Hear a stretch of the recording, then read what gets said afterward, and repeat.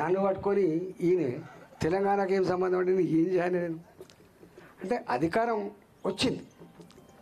అధికారం కానీ డబ్బు కానీ అది అపురూపమైనవి, అవి అపురూపమైనవి. ఉచ్చిలి వాడి చేతిలో ఉండడానికి ఆస్కారం లేదు. తాత్కాలికంగా విజయం సాధిస్తుండొచ్చు అధర్మం, తాత్కాలిక విజయం సాధిస్తుండొచ్చు ఒక అబద్ధం, కానీ అంతిమ విజయం ధర్మాన్ని మాత్రం ఉంటుంది విషయం మనం మర్చిపోవద్దు. Well, why the entire people of this country? ఇవాళ ఎందుకు జమ్మూ కాశ్మీర్ నుంచి మొదలుపెట్టి ఇవాళ కాశ్మీర్ నుంచి మొదలుపెట్టి కన్యాకుమారి వరకు ఎందుకు అంటున్నారు? ఇలా మోడీ గారు నాకు ఒకటి నచ్చింది. నచ్చిన మొట్టమొదటి అంశం ఏంటంటే, నేను చిన్నప్పుడు వాజ్పేయి గారిని కూడా ఇష్టపడేది. మేము even though we're left party, నేను వాజ్పేయి గారి మీటింగ్ పైన మలక్పేటలో పెడితే 78లో ఎప్పుడు పెట్టిండు, ఎవరైనా ఉంటే ఉండొచ్చు. సుబ్రహ్మణ్య స్వామి, జార్జ్ ఫెర్నాండెస్, అటల్ బిహారీ వాజ్పేయి, ఈ సభలు ఎక్కడైనా పోయేది నడుచుకుంటా. ఎందుకు? ఆయన తన జీవితాన్ని దేశం కోసం పనంగా పెట్టినటువంటి త్యాగమూర్తి అని చెప్పి భావిస్తాను నేను. త్యాగమూర్తులకి ఒక ఫిలాసఫీ లేదు, త్యాగమూర్తులకి ఒక పార్టీ ఉండదు, త్యాగమూర్తులకి ఏ వేదికైనా ఉండొచ్చు, త్యాగమూర్తులే. ఒక పుచ్చలపల్లి సుందరయ్య కావచ్చు, ఒక చెన్న రాజేశ్వరరావు గారు కావచ్చు, ఒక వాజ్పేయి గారు కావచ్చు, ఇవాళ మోడీ గారిని సరే చాలా రకాలు మాట్లాడతారు. ఎక్కడ నచ్చింది నాకు మోడీ గారు నచ్చింది, అన్నిటికంటే ఎక్కువ నచ్చింది నాకు భారతదేశ కీర్తి పతాక ప్రపంచ చిత్రపటం మీద ఆవిష్కరించింది నాకు నచ్చింది.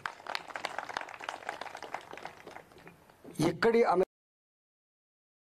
President of India Abdul Kalam అమెరికాకు పోయిండు, బూట్లెడిపించి కోటెడిపించి చెక్ చేస్తున్నప్పుడు భారత్ నిరసన చెప్పింది.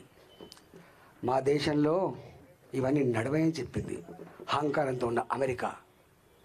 కానీ ఇవాళ అదే అమెరికా నా ప్రెసిడెంట్ ఆఫ్ ఇండియా పైన, నా ప్రధానమంత్రి పైన రెడ్ కార్పెట్ వేసి స్వాగతం పలికే స్థాయికి వచ్చింది. ఆస్తులు ఉంటాయి పోతాయి, డెవలప్మెంట్ ఉంటుంది పోతుంది, కానీ రెస్పెక్ట్, సెల్ఫ్ రెస్పెక్ట్ కోల్పోయినాడు నువ్వు ఎట్లుంటావో. ఇవాళ భారత జాతి ఆత్మగౌరవ బావుట అమెరికాలో ఎగిరించిన బిడ్డ నరేంద్ర మోడీ గారు. That is India today. చాలామంది ఇక్కడ ఫిలాసాఫికల్గా ఉన్న వాళ్ళు ఉన్నారు. భారత్ ఏంటి అంటే థర్డ్ వరల్డ్ కంట్రీ, మూడవ ప్రపంచ దేశం, పేద దేశం, ప్రపంచ బ్యాంకు దగ్గర బుచ్చమెత్తుకునే దేశం, ప్రపంచ షరతులకు తల ఒగ్గే దేశం, ఏషియన్ డెవలప్మెంట్ బ్యాంక్ లాంటి బ్యాంకులు అప్పులు ఇవ్వకపోతే నడవని దేశం. చంద్రశేఖర్ గారి నాయకత్వంలో ఆనాడు ఆయన ప్రధానమంత్రిగా ఉన్నాడు, బంగారం కుదవపెడితే తప్ప జీతాలు ఇవ్వని పరిస్థితి. ఇవాళ 2014 వరకు 11వ స్థానంలో ఉన్న ఆర్థిక వ్యవస్థ 5వ స్థానానికి వచ్చింది. రేపటి ఆయన టార్గెట్ ఈ ప్రపంచంలో భారత ఆర్థిక వ్యవస్థని 3వ స్థానం నిలిపినటువంటి కలగంటున్నాడు మోడీ గారు. గది నచ్చింది నాకు. పాలకులు అంటే రోడ్లు వేసేవాళ్ళు, వాళ్ళ లెక్కలు చెప్పాలంటే చాలా ఉన్నాయి. 1947 to 2014 మనకున్న ఎయిర్పోర్ట్స్ 75, ఇవాళ 150. ఇట్లా చెప్పుకుంటూ పోతే అసలు ఇన్ఫ్రాస్ట్రక్చర్ క్రియేషన్లో, క్యాపిటల్ ఇన్వెస్ట్మెంట్లో ఇవాళ ఉన్న శ్రద్ధ ఆనాడు లేదు. నాకు తెలిసి మీరు 2G scam, coal scam, Bofors scam, no scams today. ఇవాళ మచ్చ తేలే ఎక్కడ.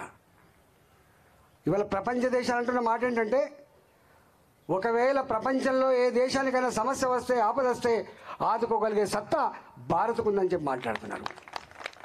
కానీ భారత్కు ఆపద వస్తే ఆదుకోగలిగే సత్తా ఏ దేశం లేదని చెప్పి చర్చించుకుంటున్నారు.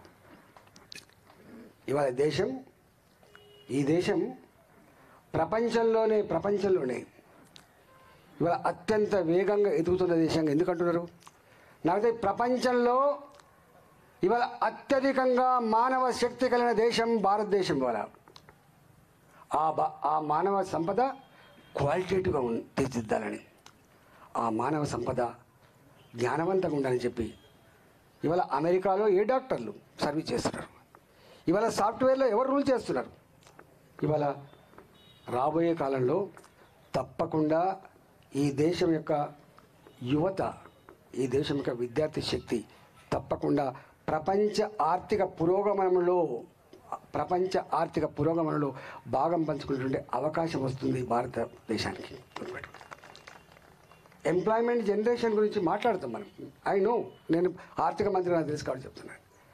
ఇవాళ ప్రభుత్వ పరమైన ఉద్యోగాల కల్పన జస్ట్ 2 to 2.5% మాత్రమే.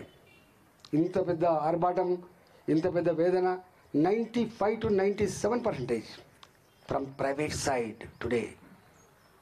ఇవాళ దానికి ఇవాళ అనుకోకుండానే ఆ వేగం కొనసాగుతుంది కదా. నేను ఒకటే మీకు